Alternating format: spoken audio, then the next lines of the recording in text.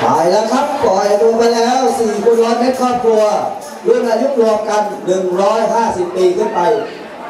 ตอนนี้นำอยู่ก็เป็นสมพงษ์ด้วยกันทั้งคู่ครับตอนนี้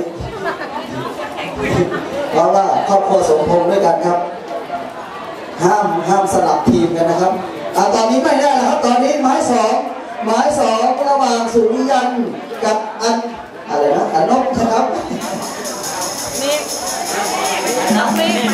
คุณเมฆหมาย3ครับคุณแม่ครับ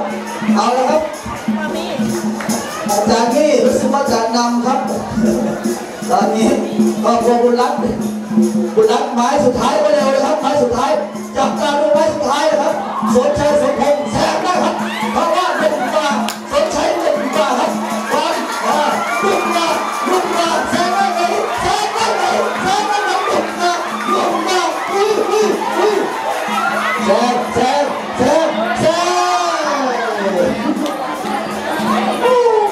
ไม่รู้ครับต้องตัดสินด้วยภาพถ่ายครับ